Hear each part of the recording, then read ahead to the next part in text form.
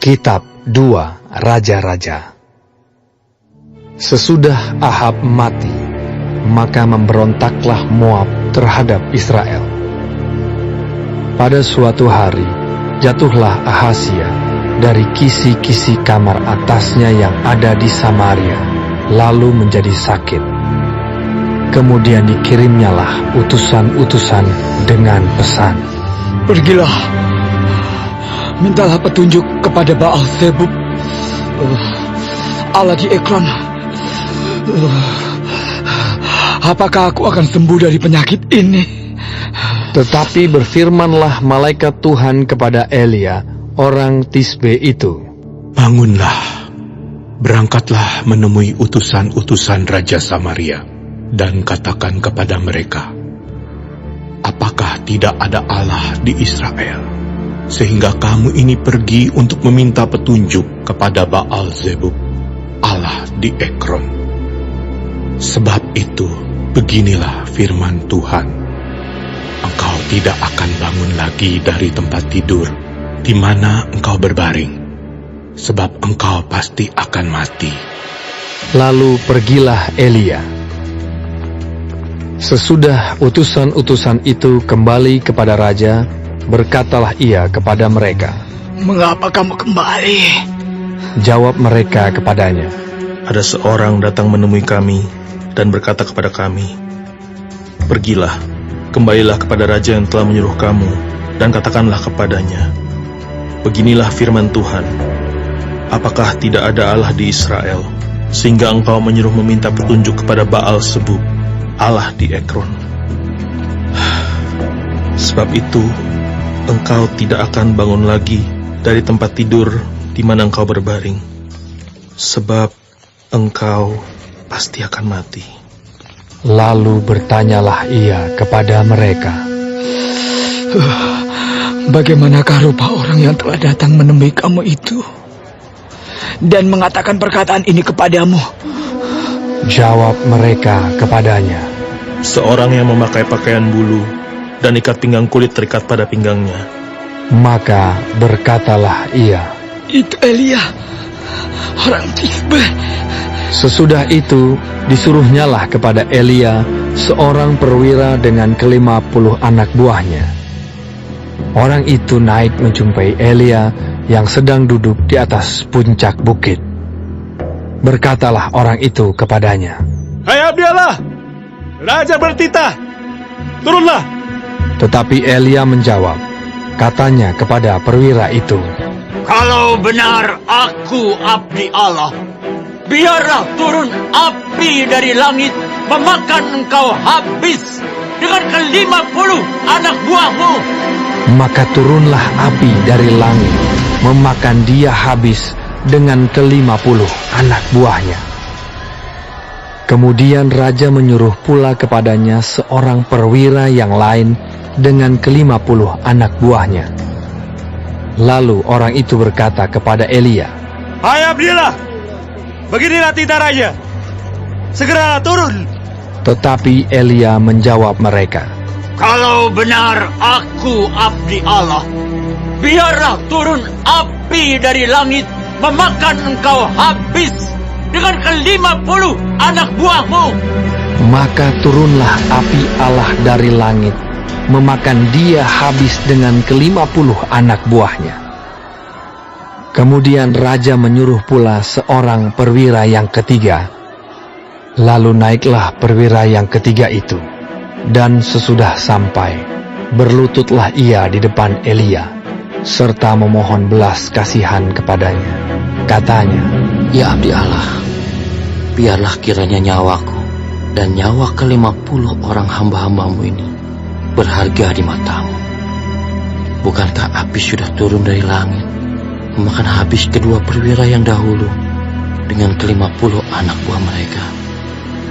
Tetapi sekarang, biarlah nyawaku berharga di matamu." Maka berfirmanlah malaikat Tuhan kepada Elia, "Turunlah bersama-sama dia, janganlah takut kepadanya." Lalu bangunlah Elia dan turun bersama-sama dia menghadap raja. Berkatalah Elia kepada raja, Beginilah firman Tuhan. Oleh karena engkau telah mengirim utusan-utusan untuk meminta petunjuk kepada Baal Zebub, Allah di Ekron, seolah-olah tidak ada Allah di Israel untuk ditanyakan firman-Nya, maka sebab itu engkau tidak akan bangun lagi dari tempat tidur di mana engkau berbaring, sebab engkau pasti akan mati. Maka matilah raja sesuai dengan firman Tuhan yang dikatakan oleh Elia. Maka Yoram menjadi raja menggantikan dia dalam tahun kedua zaman Yoram bin Yosafat, raja Yehuda, sebab Ahazia tidak mempunyai anak laki-laki. Selebihnya dari riwayat Ahazia, apa yang dilakukannya, bukankah semuanya itu tertulis dalam kitab sejarah raja-raja Israel?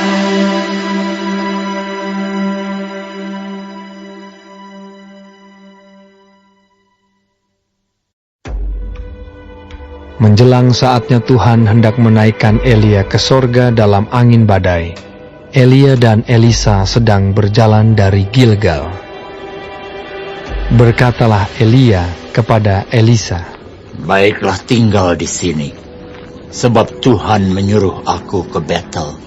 Tetapi Elisa menjawab, Demi Tuhan yang hidup, dan demi hidupmu sendiri, sesungguhnya aku tidak akan meninggalkan engkau. Lalu pergilah mereka ke Betel. Pada waktu itu, keluarlah rombongan nabi yang ada di Betel mendapatkan Elisa. Lalu berkatalah mereka kepadanya, Sudahkah engkau tahu bahwa pada hari ini Tuhanmu akan diambil daripadamu oleh Tuhan, terangkat ke sorga? Jawabnya, Aku juga tahu.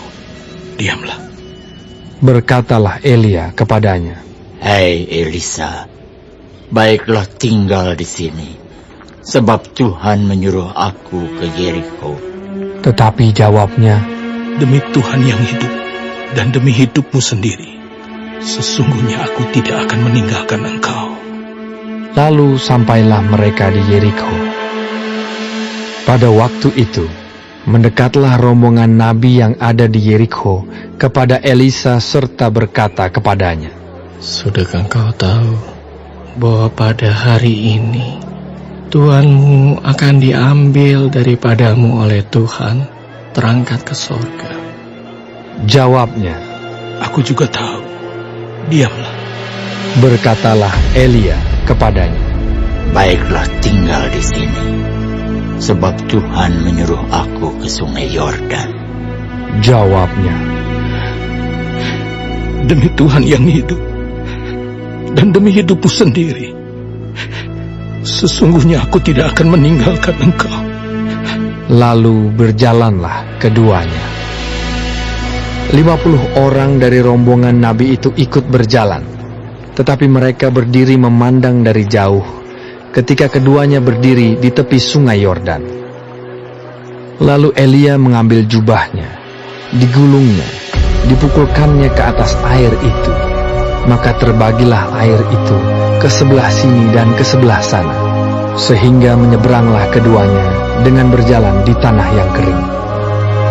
Dan sesudah mereka sampai di seberang, berkatalah Elia kepada Elisa, Mintalah apa yang hendak kulakukan kepadamu, sebelum aku terangkat daripadamu. Jawab Elisa, Biarlah kiranya aku mendapat 2 bagian dari rohmu.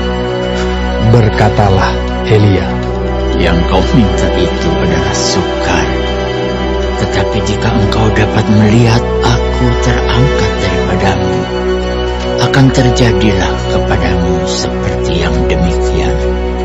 Dan jika tidak akan terjadi. Sedang mereka berjalan terus sambil berkata-kata, tiba-tiba datanglah kereta berapi dengan kuda berapi memisahkan keduanya. Lalu naiklah Elia ke sorga dalam angin badai. Ketika Elisa melihat itu, maka berteriaklah ia, Bapakku, Bapakku,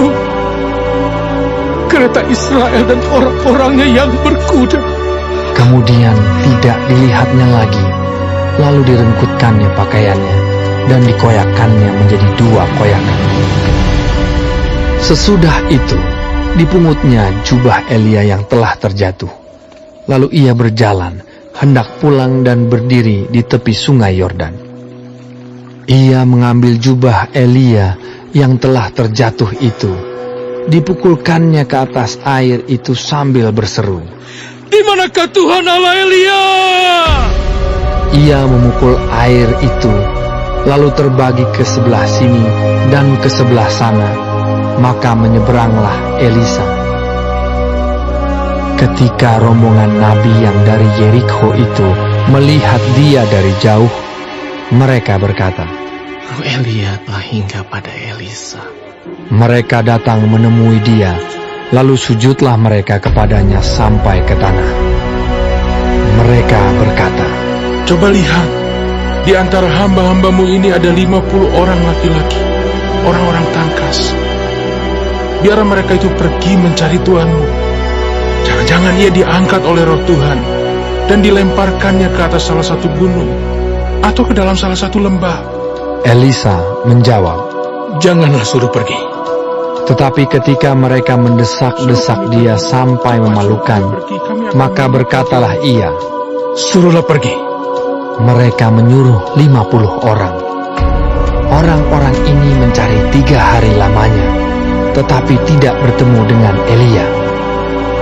Ketika mereka kembali kepada Elisa yang masih tinggal di kota Yerikho, berkatalah ia kepada mereka, Bukankah telah kukatakan kepadamu, jangan pergi? Berkatalah penduduk kota itu kepada Elisa, Cobalah lihat, letaknya kota ini baik, seperti Tuanku lihat. Tetapi airnya tidak baik, dan di negeri ini sering ada keguguran bayi. Jawabnya, Ambillah sebuah pinggan baru bagiku, dan taruhlah garam ke dalamnya. maka mereka membawa pinggan itu kepadanya. Kemudian pergilah ia ke mata air mereka dan melemparkan garam itu ke dalamnya, serta berkata, Beginilah firman Tuhan, telah kusehatkan air ini, maka tidak akan terjadi lagi olehnya kematian atau keguguran bayi. Demikianlah air itu menjadi sehat sampai hari ini, sesuai dengan firman yang telah disampaikan Elisa.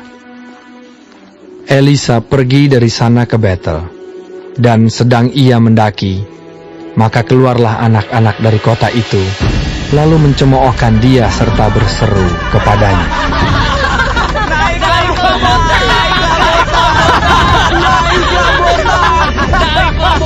Lalu berpalinglah ia ke belakang, dan ketika ia melihat mereka, dikutuknyalah mereka demi nama Tuhan.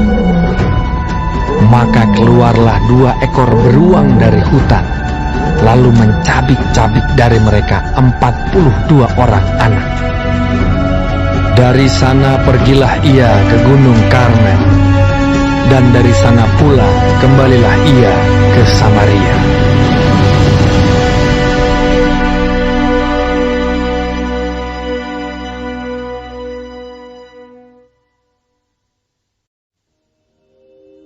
Yoram anak Ahab menjadi raja di Samaria atas Israel dalam tahun ke-18 zaman Yosafat, raja Yehuda, dan ia memerintah 12 tahun lamanya. Ia melakukan apa yang jahat di mata Tuhan, tetapi bukan seperti ayahnya dan seperti ibunya. Ia menjauhkan tugu berhala Baal yang didirikan ayahnya. Namun demikian, ia masih berpaut kepada dosa Yerobeam bin Nebat yang mengakibatkan orang Israel berdosa pula. Ia tidak menjauhinya. Mesa Raja Moab adalah seorang peternak domba.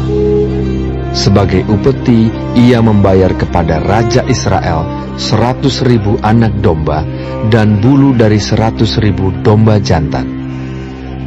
Tetapi segera sesudah Ahab mati, memberontaklah Raja Moab terhadap Raja Israel. Keluarlah Raja Yoram pada waktu itu dari Samaria, lalu ia memeriksa barisan seluruh orang Israel. Selanjutnya ia menyuruh orang kepada Yosafat, Raja Yehuda, dengan pesan, Raja Moab telah memberontak terhadap aku. Maukah engkau bersama-sama aku berperang melawan Moab? Jawabnya, Aku akan maju. Kita sama-sama, aku dan engkau, rakyatku dan rakyatmu, kudaku dan kudamu. lagi ia bertanya. Melalui jalan manakah kita akan maju? Jawabnya, Lalui padang gurun Edom. maka berjalanlah Raja Israel dan Raja Yehuda dan Raja Edom. Tetapi sesudah mereka berkeliling 7 hari perjalanan jauhnya, maka tidak terdapat air untuk tentara dan untuk hewan yang mengikuti mereka. Lalu berkatalah Raja Israel, Wahai, Tuhan telah memanggil ketiga raja ini untuk menyerahkan mereka ke dalam tangan Moab. tetapi bertanyalah Yosafat, Tidak adakah di sini seorang nabi Tuhan, supaya dengan perantaranya kita meminta petunjuk Tuhan? Lalu salah seorang pegawai Raja Israel menjawab, katanya, Di sini ada Elisa bin Safat yang dahulu melayani Elia. Berkatalah Yosafat, Memang padanya ada firman Tuhan. sesudah itu pergilah Raja Israel dan Yosafat dan Raja Edom kepada Elisa. Tetapi berkatalah Elisa kepada Raja Israel, Apakah urusanku dengan engkau? Pergilah kepada para nabi ayahmu dan kepada para nabi ibumu. Jawab Raja Israel kepadanya, Jangan begitu, sebab Tuhan memanggil ketiga raja ini untuk menyerahkan mereka ke dalam tangan orang Moab. Berkatalah Elisa, Demi Tuhan semesta alam yang hidup, yang di hadapannya aku menjadi pelayan. Jika tidak karena Yosafat, Raja Yehuda, maka sesungguhnya aku ini tidak akan memandang dan melihat kepadamu. Maka sekarang, jemputlah bagiku seorang pemetik kecapi. pada waktu pemetik kecapi itu bermain kecapi, maka kekuasaan Tuhan meliputi dia. Kemudian berkatalah ia, Beginilah firman Tuhan. Biarlah di lembah ini dibuat parit-parit. Sebab beginilah firman Tuhan. Kamu tidak akan mendapat angin dan hujan, namun lembah ini akan penuh dengan air, sehingga kamu serta ternak sembelihan dan hewan pengangkut dapat minum. Dan itu pun adalah perkara ringan di mata Tuhan. Juga orang Moab akan diserahkannya ke dalam tanganmu. Kamu akan memusnahkan segala kota yang berkubu dan segala kota pilihan. Kamu akan menumbangkan segala pohon yang baik. Kamu akan menutup segala mata air, dan kamu akan merusakkan segala ladang yang baik dengan batu-batu. keesokan harinya ketika orang mempersembahkan korban, datanglah dengan tiba-tiba air dari arah Edom, lalu penuhlah negeri itu dengan air. Ketika didengar seluruh orang Moab bahwa ketiga raja itu telah maju memerangi mereka, maka dikerahkanlah semua orang yang masih sanggup menyandang pedang, bahkan orang-orang yang lebih tua juga. Kemudian mereka ditempatkan di tepi perbatasan. Keesokan harinya pagi-pagi, ketika matahari bersinar atas permukaan air itu, tampaklah kepada orang Moab itu bahwa air di sebelah depannya merah seperti darah. Lalu berserulah mereka, Itu darah! Tentulah raja-raja itu telah berbunuh-bunuhan, yang seorang membunuh yang lain. Maka sekarang, marilah menjarah hai orang-orang Moab. Tetapi ketika mereka sampai ke perkemahan orang Israel, maka bangkitlah orang Israel itu, lalu memukul orang-orang Moab sehingga mereka lari dari situ. Dan makin jauhlah mereka menerobos ke dalam Moab, sambil menewaskan orang-orang Moab itu. Mereka meruntuhkan kota-kota dan menutupi setiap ladang yang baik dengan batu. karena setiap orang melemparkan batu ke atasnya. Mereka menutup segala mata air dan menumbangkan segala pohon yang baik, sampai hanya Kir Hareset saja yang ditinggalkan. Tetapi kota ini ditembaki oleh orang-orang pengumban dari segala penjuru. Ketika Raja Moab melihat bahwa peperangan itu terlalu berat baginya, diambilnyalah 700 orang pemegang pedang bersama-sama dia untuk menerobos ke jurusan Raja Edom, tetapi tidak berhasil. Kemudian ia mengambil anaknya yang sulung, yang akan menjadi raja menggantikan dia, lalu mempersembahkannya sebagai korban bakaran di atas pagar tembok. Tetapi kegusaran besar menimpa orang Israel, sehingga mereka berangkat meninggalkan dia dan pulang ke negeri mereka.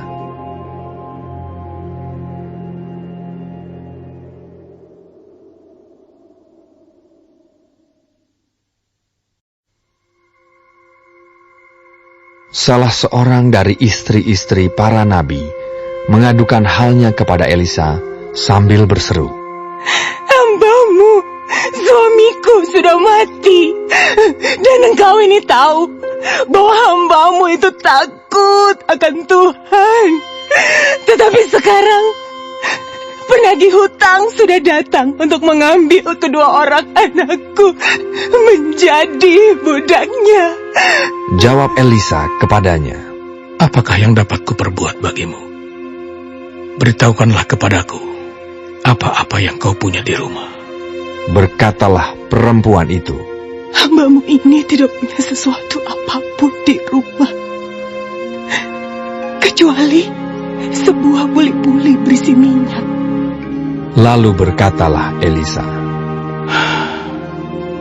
Pergilah, mintalah bejana-bejana dari luar, daripada segala tetanggamu, bejana-bejana kosong, tetapi jangan terlalu sedikit. Kemudian masuklah, tutuplah pintu sesudah engkau dan anak-anakmu masuk. Lalu tuanglah minyak itu ke dalam segala bejana. Mana yang penuh, angkatlah. Pergilah perempuan itu daripadanya. Ditutupnyalah pintu sesudah ia dan anak-anaknya masuk. Dan anak-anaknya mendekatkan bejana-bejana kepadanya, sedang ia terus menuang. Terima kasih Tuhan. Ketika bejana-bejana itu sudah penuh, berkatalah perempuan itu kepada anaknya, Dekatkanlah kepadaku sebuah bejana lagi. tetapi jawabnya kepada ibunya. Tidak ada lagi bejana.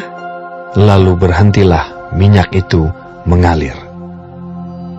Kemudian pergilah perempuan itu memberitahukannya kepada abdi Allah, dan orang ini berkata, Pergilah, jualah minyak itu, bayarlah hutangmu, dan hiduplah dari lebihnya, engkau serta anak-anakmu. Pada suatu hari, Elisa pergi ke Sunem.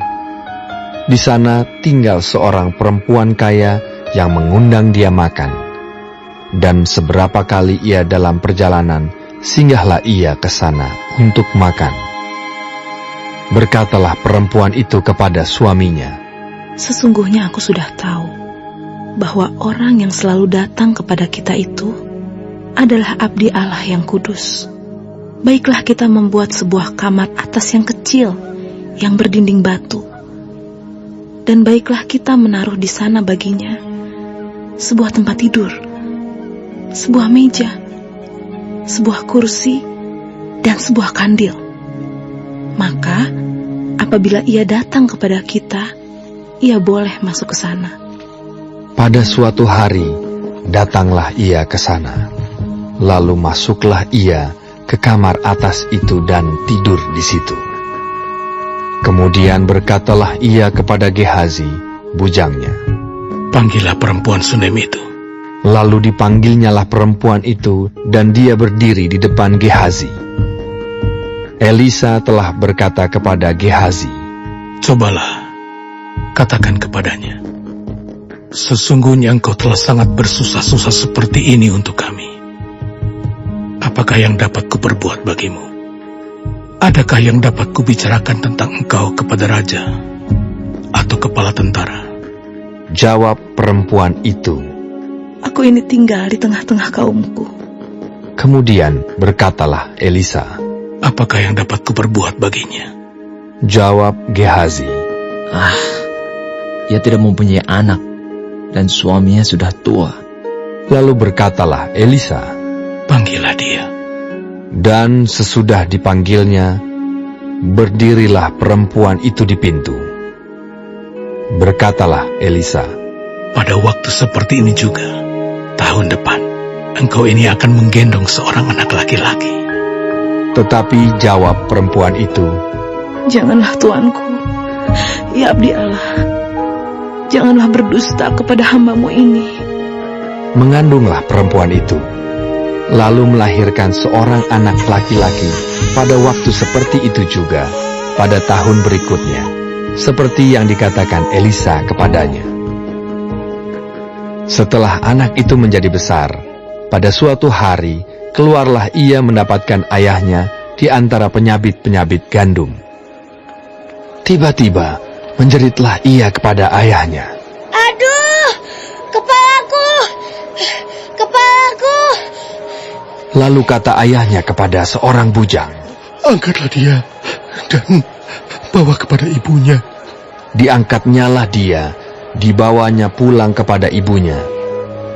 Duduklah dia di pangkuan ibunya sampai tengah hari.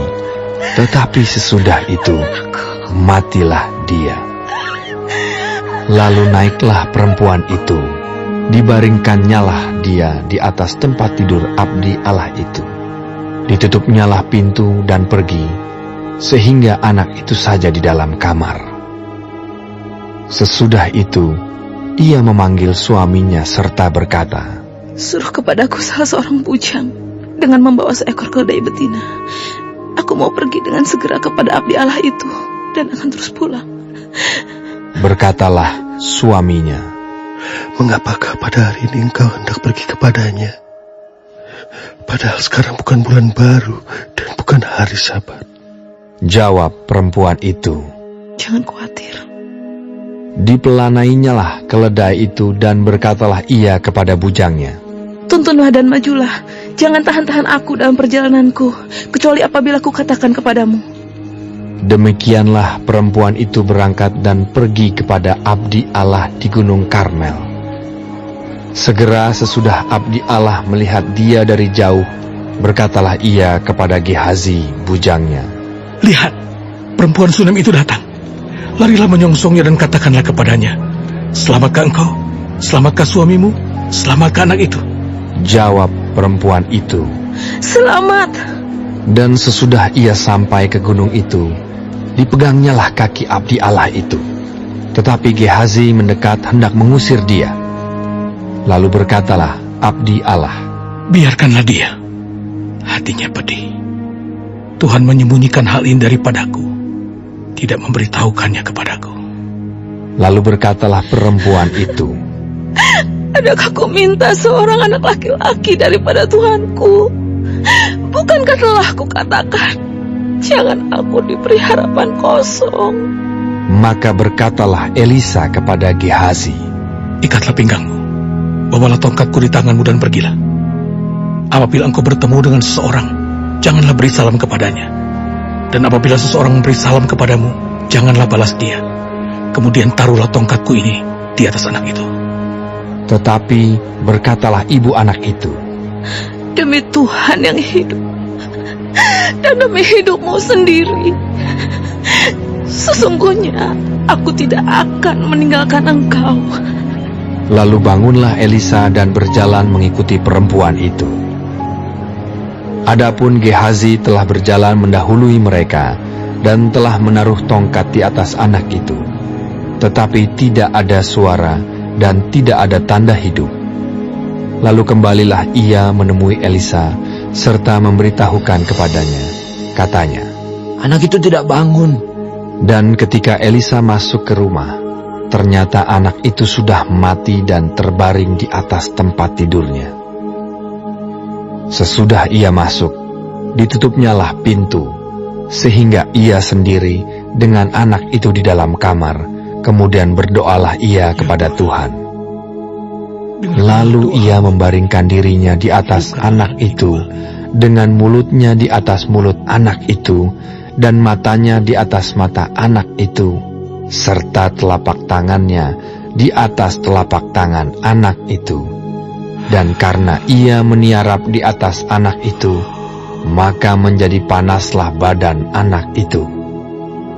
Sesudah itu, ia berdiri kembali dan berjalan ke dalam rumah itu sekali ke sana dan sekali ke sini. Kemudian meniarap pulalah ia di atas anak itu. Maka bersinlah anak itu sampai 7 kali, lalu membuka matanya. Kemudian Elisa memanggil Gehazi dan berkata, "Panggillah perempuan Sunem itu." Dipanggilnyalah dia, lalu datanglah ia kepadanya. Maka berkatalah Elisa, "Angkatlah anakmu ini." Masuklah perempuan itu, lalu tersungkur di depan kaki Elisa, dan sujud menyembah dengan mukanya sampai ke tanah. Kemudian diangkatnyalah anaknya, lalu keluar. Elisa kembali ke Gilgal pada waktu ada kelaparan di negeri itu. Dan ketika pada suatu kali rombongan nabi duduk di depannya, berkatalah ia kepada bujangnya, "Taruhlah kuali yang paling besar di atas api, dan masaklah sesuatu makanan bagi rombongan nabi itu." Lalu keluarlah seorang dari mereka ke ladang untuk mengumpulkan sayur-sayuran. Ia menemui pohon sulur-suluran liar dan memetik daripadanya labu liar serangkul penuh dalam jubahnya. Sesudah ia pulang, teruslah ia mengiris-ngirisnya ke dalam kuali masakan tadi, sebab mereka tidak mengenalnya. Kemudian dicedoklah dari masakan tadi bagi orang-orang itu untuk dimakan, dan segera sesudah mereka memakannya, berteriaklah mereka serta berkata, "Maut ada dalam kuali itu, hai abdi Allah!" Dan tidak tahan mereka memakannya. Tetapi berkatalah Elisa, "Ambillah tepung." Dilemparkannyalah itu ke dalam kuali serta berkata, "Cedoklah sekarang bagi orang-orang ini, supaya mereka makan." Maka tidak ada lagi sesuatu bahaya dalam kuali itu. Datanglah seseorang dari Baal Salisa dengan membawa bagi abdi Allah roti hulu hasil, yaitu 20 roti jelai serta gandum baru dalam sebuah kantong. Lalu berkatalah Elisa, "Berilah itu kepada orang-orang ini, supaya mereka makan." Tetapi pelayannya itu berkata, Bagaimanakah aku dapat menghidangkan ini di depan 100 orang? Jawabnya, "Berikanlah kepada orang-orang itu, supaya mereka makan. Sebab beginilah firman Tuhan, orang akan makan, bahkan akan ada sisanya." Lalu dihidangkannyalah di depan mereka. Maka makanlah mereka dan ada sisanya, sesuai dengan firman Tuhan.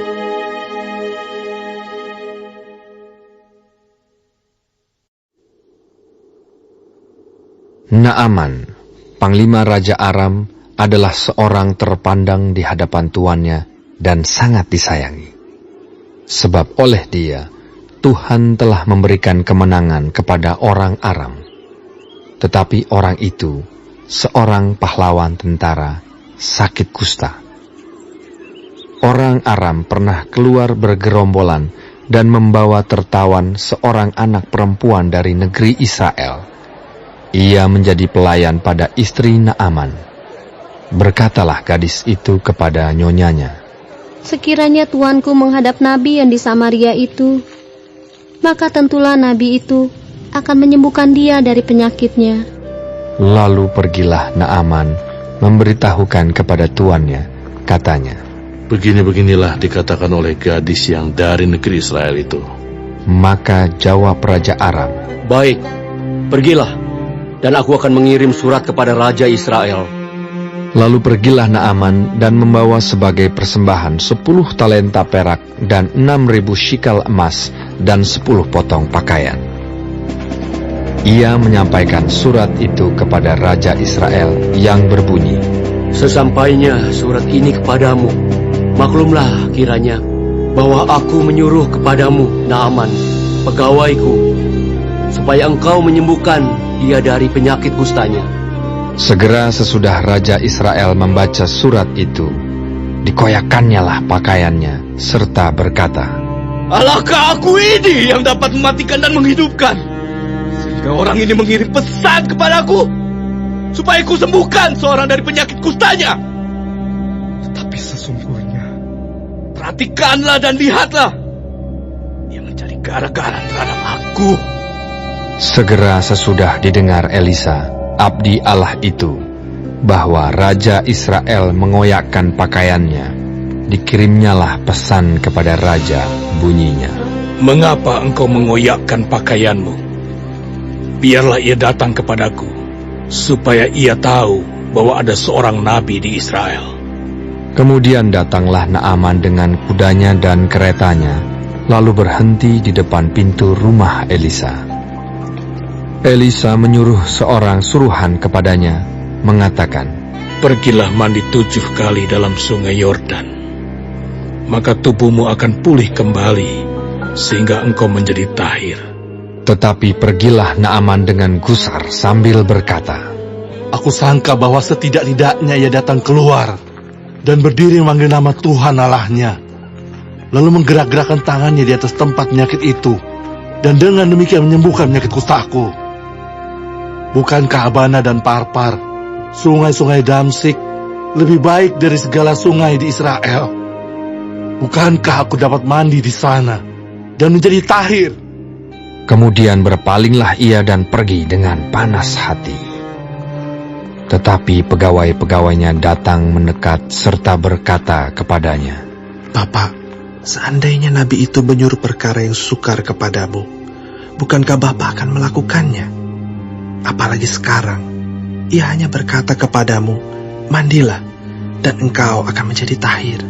Maka turunlah ia membenamkan dirinya 7 kali dalam sungai Yordan, sesuai dengan perkataan abdi Allah itu. Lalu pulihlah tubuhnya kembali seperti tubuh seorang anak dan ia menjadi tahir. Kemudian kembalilah ia dengan seluruh pasukannya kepada abdi Allah itu. Setelah sampai, tampillah ia ke depan Elisa dan berkata, "Sekarang aku tahu bahwa di seluruh bumi tidak ada Allah kecuali di Israel. Karena itu, terimalah kiranya suatu pemberian dari hamba-Mu ini." Tetapi Elisa menjawab, "Demi Tuhan yang hidup, yang di hadapannya aku menjadi pelayan, sesungguhnya aku tidak akan menerima apa-apa." Dan walaupun Naaman mendesaknya supaya menerima sesuatu, ia tetap menolak. Akhirnya, berkatalah Naaman, "Jikalau demikian, biarlah diberikan kepada hamba-Mu ini tanah sebanyak muatan sepasang bagal. Sebab hamba-Mu ini tidak lagi akan mempersembahkan korban bakaran atau korban sembelihan kepada Allah lain, kecuali kepada Tuhan. Dan kiranya Tuhan mengampuni hamba-Mu ini dalam perkara yang berikut. Apabila tuanku masuk ke kuil Rimon untuk sujud menyembah di sana, dan aku menjadi pengapitnya, sehingga aku harus ikut sujud menyembah dalam kuil Rimon itu, kiranya Tuhan mengampuni hamba-Mu ini dalam hal itu." Maka berkatalah Elisa kepadanya, "Pergilah dengan selamat." Setelah Naaman berjalan tidak berapa jauh daripadanya, berpikirlah Gehazi, bujang Elisa, abdi Allah, "Sesungguhnya tuanku terlalu menyegani Naaman, orang Aram ini, dengan tidak menerima persembahan yang dibawanya.